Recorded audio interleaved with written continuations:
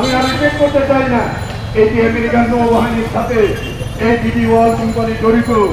এটা ওইখানে আজকে সেটা এই বন্দর শুধু আজকে ব্যবসা বাণিজ্যের কেন্দ্র না, এটা নিরাপত্তার সাথে জড়িত।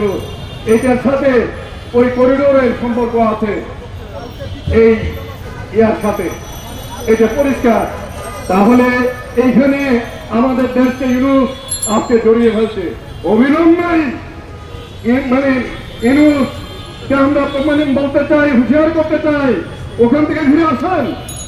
গার্মেন্ট শ্রমিকরা না খেয়ে মরে যাচ্ছে, মানে কলকারখানা বন্ধ হয়ে যাচ্ছে, কলকারখানাতে গ্যাস নাই, এটা আমরা দেখছি। বহু কলকারখানা বন্ধ হয়ে গেছে, ওইদিকে কোনো বিজ্ঞান নাই, নির্বাচনের কোনো কথা নেই। সংস্কারের নামে পুরো মানে হাইওয়াজ করে সে তার পরিকল্পনা বাস্তবায়িত করছে। এর বিরুদ্ধে আমরা মহানপতি রেখেছি।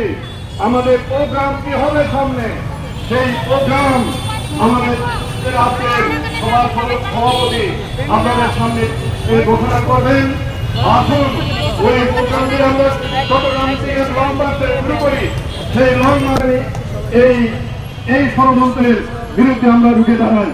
আমি আমার বক্তব্য দীর্ঘায়িত করতে চাই না। এইটি একটি বিরাট ষড়যন্ত্র।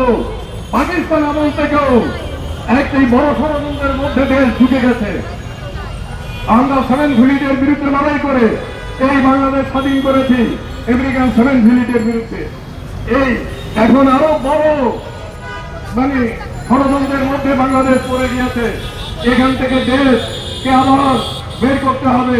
সেই বের করার জন্য আমেরিকান সাম্রাজ্যবাদের বিরুদ্ধে এবং তার দালালদের বিরুদ্ধে আমাদের দ্বিতীয় মুক্তিযুদ্ধ শুরু করতে হবে। দ্বিতীয় মুক্তিযুদ্ধ শুরু করতে হবে। এদেশের শ্রমিক, কৃষক, মধ্যবিত্ত, মেহনতি মানুষের স্বার্থে, সামাজিক মুক্তির স্বার্থে আমাদের দ্বিতীয় মুক্তিযুদ্ধ আজকে শুরু করতে হবে।